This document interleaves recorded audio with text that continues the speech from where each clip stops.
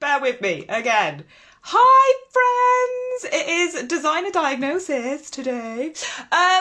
This question wasn't actually submitted in the form, but it's not the first time I've been asked this question. And so I thought I would jump on and do a really quick live about it to answer some of the standard queries that might come up if you are in the market shopping for a laptop in relation to design work. Now, a massive disclaimer here, my friends. I think it is no secret I am not a tech savvy guy. However, I have bought many a laptop throughout my career. And so understanding all of the jargon, all of the gigahertz, RAM, drive size, processing speed, all of that, I've been there. I've pulled my hair out over it. I have had the worst luck with laptops, let me tell you. I bought 3 laptops in 1 month, and every single time, they broke. I just had really bad luck with them, and I was high thousands of pounds down.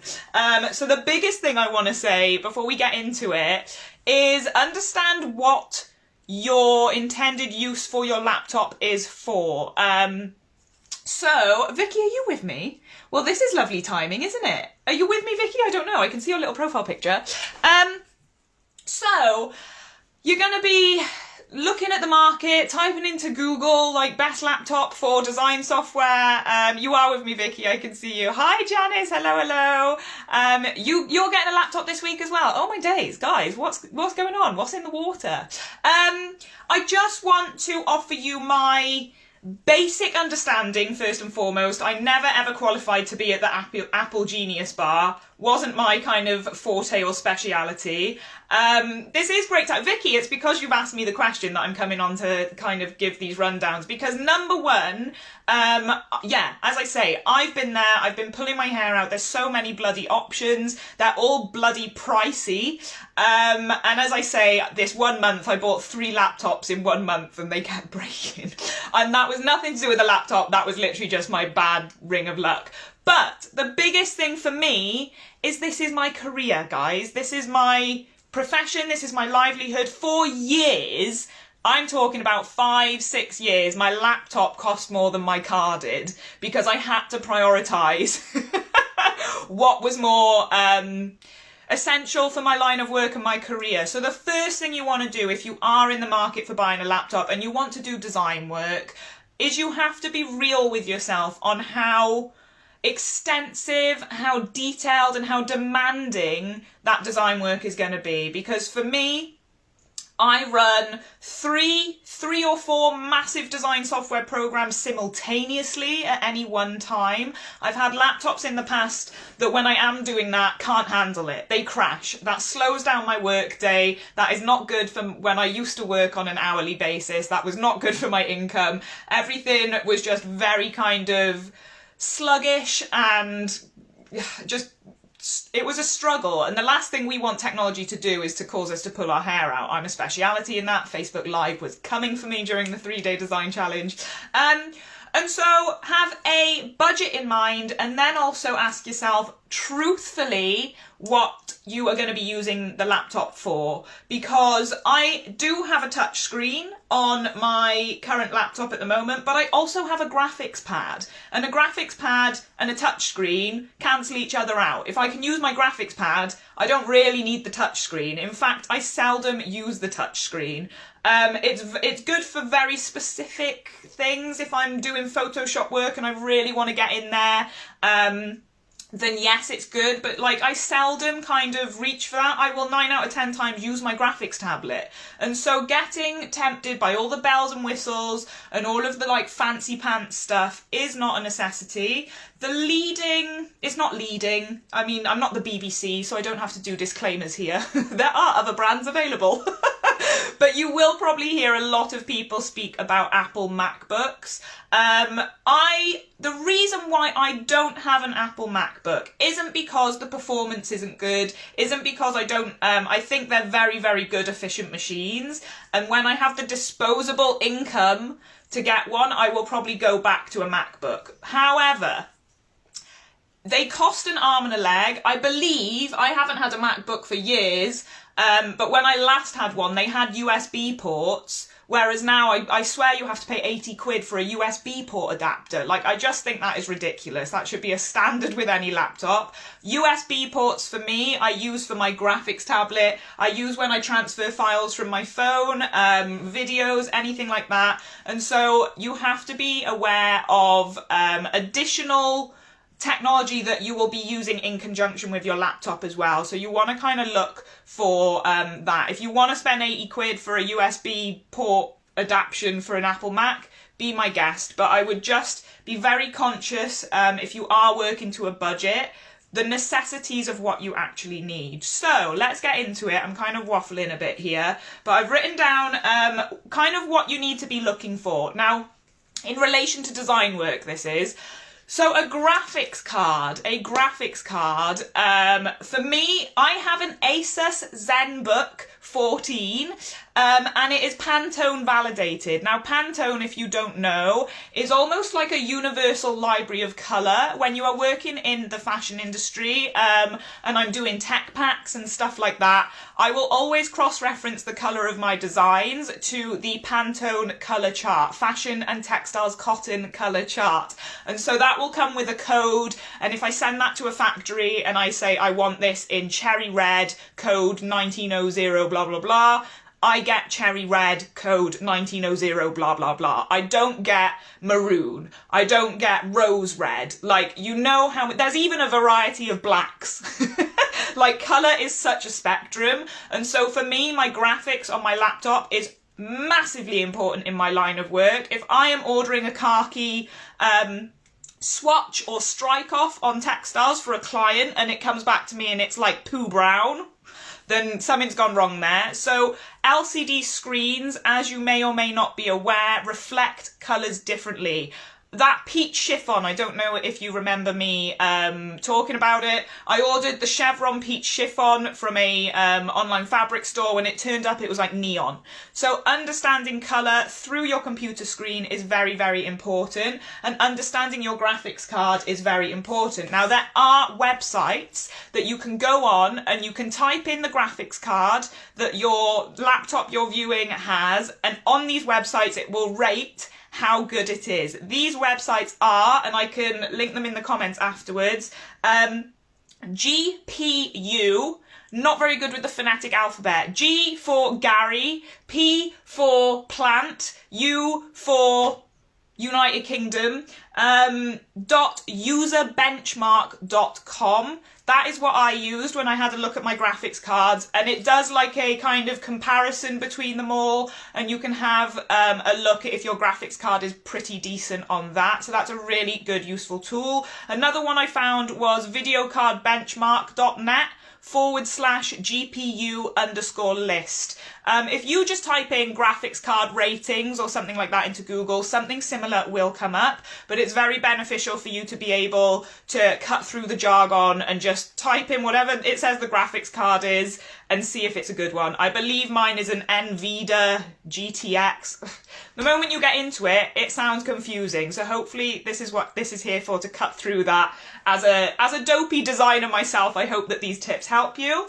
Another thing to consider, especially from a professional point of view, was my screen size. Now, you can, if you wanted to, get a second monitor, and you could do your laptop's obviously portable. I'm only speaking in relation to laptops in this live. Your laptop is obviously portable. If you wanted to invest in a second monitor that almost acted like a desktop, you could then connect your laptop to that and have a much bigger screen for you to do really detailed design work. Very, very useful if you're doing photo editing, and you're really zooming in on those megapixels and wanting to do detailed work. But for me, I know there's a 13-inch, isn't there? I had a Dell XPS, I believe it was 18 was my last laptop, 18 inches as a diagonal diameter of the screen.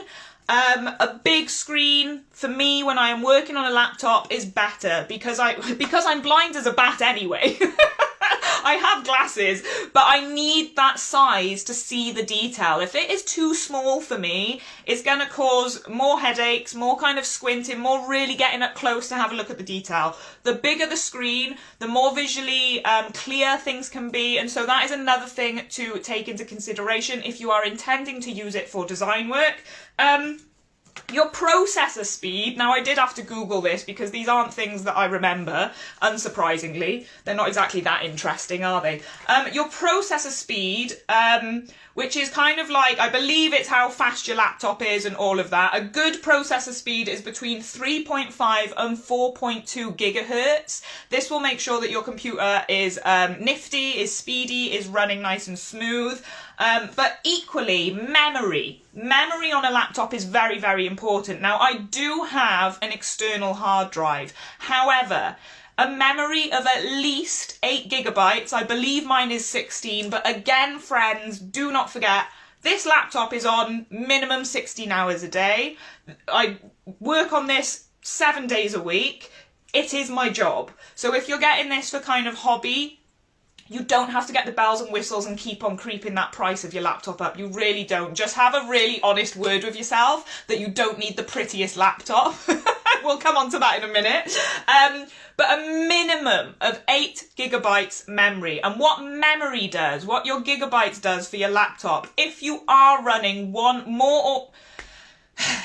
or more programs at a time, your laptop has the capacity there to keep them going simultaneously and smoothly. I would avoid a 4 gigabyte memory. I would like 8 and above for me to know that my laptop can handle these big design software programs like Adobe.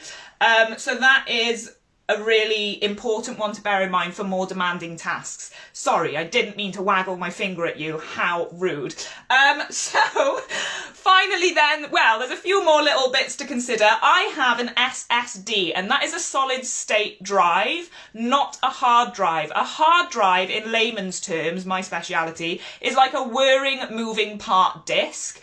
I have had external hard drives that have wiped data because of they have moving parts. If you are moving around with your laptop, a laptop is a portable computer. If you are moving that around, throwing it in your bag, all of this, with all those moving parts, they are more likely to break. And I have had whole hard drives that have wiped my data. My laptop is a solid state drive. It has no moving parts. I believe my laptop is actually a terabyte. Again, professional over here. I can't stop saying it enough. But again, I need the memory. You might not need that much memory. Get this price down. Have a nice cheap bargain, but beautifully working computer for yourself. A solid state drive. My laptop has probably traveled more distances than I have. That doesn't make sense, but my laptop is always traveling with me.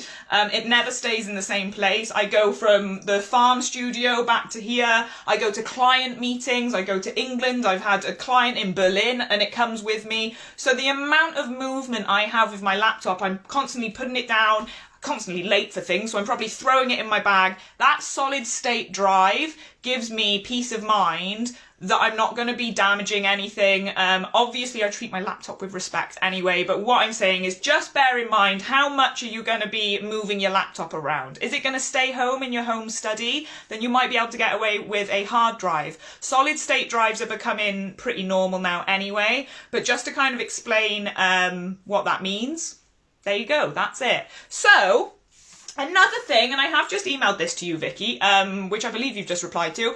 Another thing to consider, and it's not very flashy, they don't look very sleek and business laptop, is a gamer laptop. Now gamers, think about it. They have got games on their laptop. If anyone ever used to play The Sims when they were a kid, I think that's the extent of my gaming.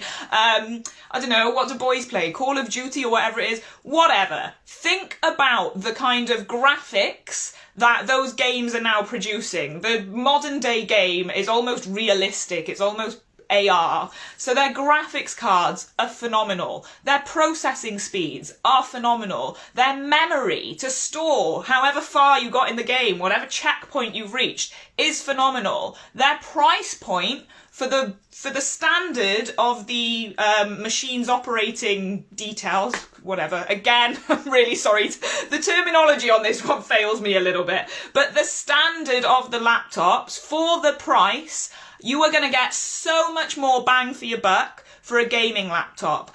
I had a gaming laptop, and I've had a Dell XPS, I've had an Asus ZenBook, which is my current laptop now, and I've had two MacBooks.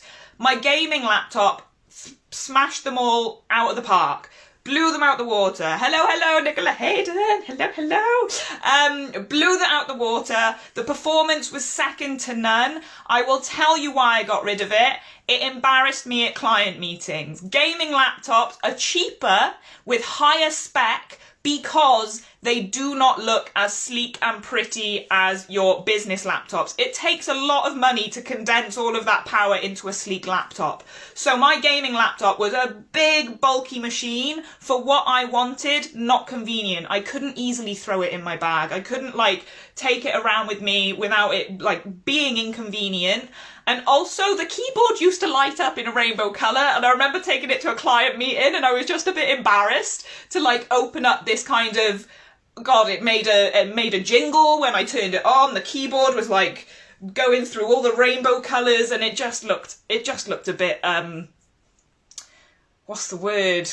I don't know, obnoxious. It just didn't look very sleek and business-like. And so that is the main reason, my friends, that I kind of changed to a more sleek-looking business laptop. But what I'm saying, when you make these kind of purchases, they're not cheap. They're really not cheap. And so you have to consider your end use and how much you will be using it for design work. Is this going to be a hobby that you maybe eventually want to take forward into a career or a business? If it is a hobby, how often do you do that hobby? Is it dabbling in the 3-day design challenge here and there? Or are you actually going to really push your laptop to try and meet these demands that you have?